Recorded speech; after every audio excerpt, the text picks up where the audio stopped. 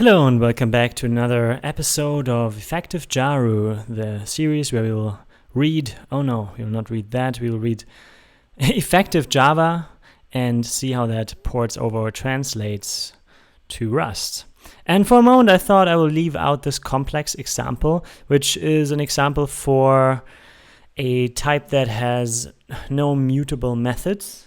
So it basically is a constant thing that can be shared arbitrarily, right?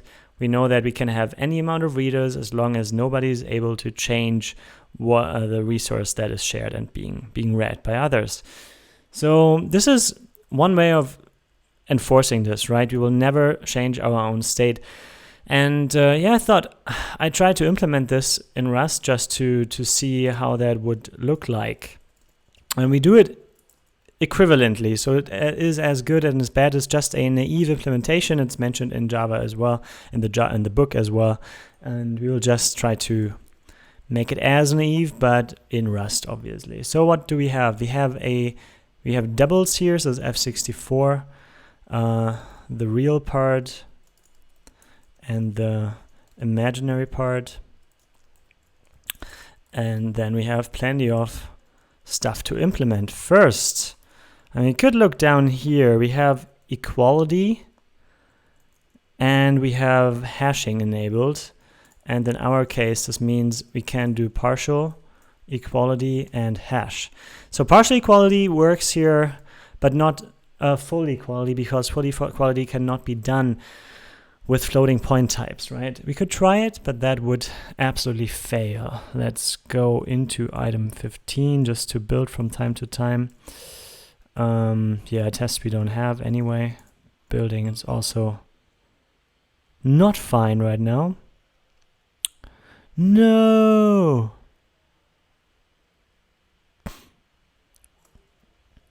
That is unexpected.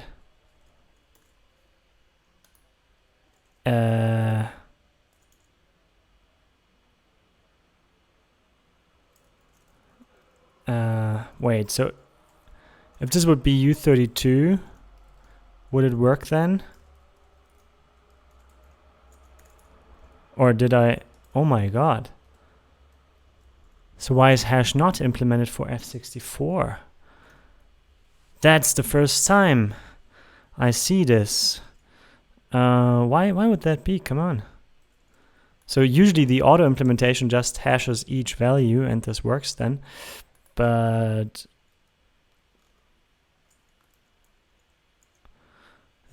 zeroable, hash, and hash. I don't know why it's mentioned twice here. Phantom data, type ID, where T is hash. So here, for integers, strings, okay. That's interesting. It's just not implemented for floats. Yikes. Why is that? What happens here is that the double is just reinterpreted to a long to 64 bits basically. So you take the bits as they are, and then you have probably have to do the same, but why? That's so terrible. Why is this not pre-implemented? Rust hash F32.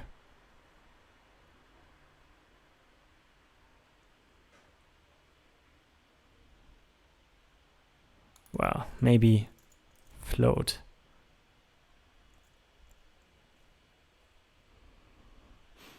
Even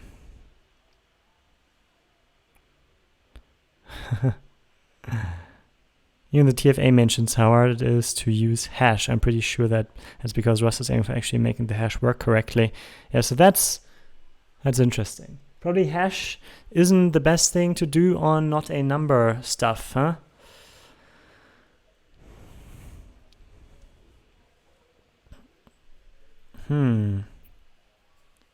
Yeah, so that's partial equality that is at play here. But what about hash? Is there some standard for this? Yeah. So floating point, interestingly, compromises the hash quality, and they know about it, so you can't do it. That's awesome, actually. That's totally awesome. So I guess... So I think the standard library does not have a complex number type, does it? No. But crates does have that. And we could actually look it up and see how they implement hashing, if they implement it at all. Probably they just... I don't know if there's a safe way to do it. That's the actual question I have here. So show me hash. Oh! Seems it's not implemented. Nope. Has some opts, but no hash. Yeah, interesting. So the author here doesn't really say anything about the hash code quality. He just does what he always does. It's kind of his standard way to do it. And it's even boiling it down to 32 bits, so probably that's a terrible, terrible hash. And Rust is 64 bits. But implementing it for numbers or for floating points is nothing apparently you want to do. And yeah, I just must conclude this because it's not even implemented here in the official crate that does only that, right? So is there maybe something else that implements... Okay, there's another complex type implementation from Alex. Alex Crichton is in the mix.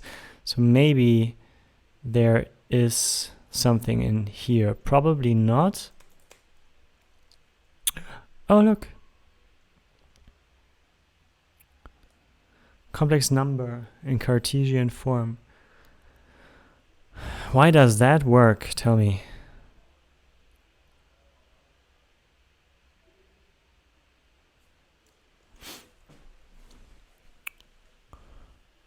That's really interesting. Okay, sure, this is a generic one. And at some point it must probably say what T must obey. So num. Okay. Then a few things that you can do if there is even more supported. If there's float. Okay. That's interesting. So maybe hash gets only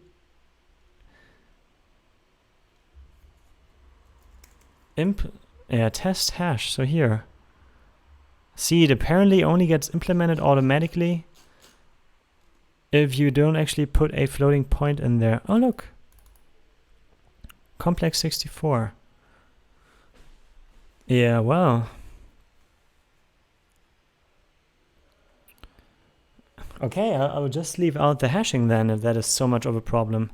So it's really interesting to see that it gets implemented automatic, or it can be implemented automatically for T's of any kind, no matter what the T will be later. So apparently this just skipped then. Weird. Interesting, really interesting. Well, so let's skip the hash then, huh? So let's do what we have to do. So some accesses, pub fn, real, returns the real part, which is f64. And I'm just lazy here and shorten everything. I'm not sure if it's lazy, but I think it's maybe a bit more rusty. Imaginary. f64, awesome, self-im. And then we have an fn add, which adds another complex. Okay, let's use the same thing here. And returns a new complex, right? And then it's really just creating a new complex here with the real part that is self-re plus, plus, sorry. Skip the line there. Cre and the same thing for the imaginary part, self-im plus cim. Yeah, I think I'm not going to implement everything, just a few things. So add seems to be the same. Multiply, divide, it's all the same. the same business basically. So ours can just add equality. We have implemented that already automatically basically here because they do the same thing. And our partial equality is already correct for floating points. That's totally fine. That's the cool thing. And the toString one, well, we could implement display, but this is more like a debug printing here. This is nothing that is, you know, a scientific way to print a complex, even though I don't know the scientific way if there is one. So just say we also want to implement debug, and that's it. And that's our type here, you know. Something else I would like to try is to see if we can have statics here that use a complex. So how does that work? Static 0, which is a complex. Can we set this up? So that's 0, 0. Should be, because it's just simple primitive types, right? That seems to work. Let's be sure. Cool. That actually does work. Static 1. And I'm not sure if you can let type inference do its thing. No, that doesn't work on module level items. Yeah, so same thing here. What is it then? 1, 0. And last but not least, I. Okay. So these things are obviously immutable. And I really wonder what the difference is between const and static, because none of these can be changed. Probably there is no real difference, even though there can be a mutable static one, so static item, so maybe that's where kind of part of the difference comes into play. Yeah, so that's a partial implementation here. I don't do all the non-relevant stuff. The constructors, obviously, they could be interesting. Right now we don't even have a test to verify our doing here is sensible. So let's do this. Tests unit rs. Make integration style unit test. Extern create item 15. Use item 15 complex. Thank you. So now we have a test here. Test complex, and can try to create it, which would already fail because we don't have a constructor or a creator. So let's have one of them or two of them. I would actually go, forgot to make it pub. I would actually go for pub if n new, because that's kind of standard, right? So you have re, which is an F64, and imaginary part as well. Returning a complex in any case. There's nothing to it. Im. Okay. A new polar will be a new one from polar coordinates, which is what?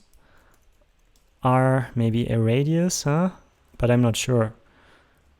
So I will not write it down. And theta, which is an F64 as well, returning a new complex. And then we have to do some math to get that right. Re shall be, im shall be. So r times theta, and the cosine of theta, I'm not sure if that works, but it should possibly. And the imaginary part is r times theta sine. So does that work? Apparently. No.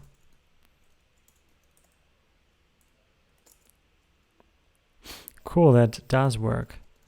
Test unit. Oh, I forgot the most important thing. make it public. So that's a good thing, you know, you can't accidentally make something public here. It's always private by default. Same in Java. Things are package private. So I think that's one of the good things in Java, you know, besides that everything is immutable by default. So there again, it loses. And if you lose in one spot when it comes to safety, you basically lose everywhere. You lose by default. So let's see, be a complex new 1.0, 0.0. And that should then be similar to 1, right? And we could actually test that. Assert equal. C is equal to 1. Let's see if that's the case. Oh. Sure. See? Good that we have tests. And there we go. Cool, so that works totally as expected. And we could, you know, test more, but I kind of trust this implementation so far. It's trivial. If you would make this production code, you would obviously test everything. But yeah, this is how the Rust version looks like. I think, you know, I do like it more. Some difference obviously is the way you handle constants. You never have anything that is shared across a type. You always have to share it on module level. So you can't have static members or anything, or member constants. Doesn't work in Rust for good reason. So I think that is item 15. Thanks for watching and have a great day.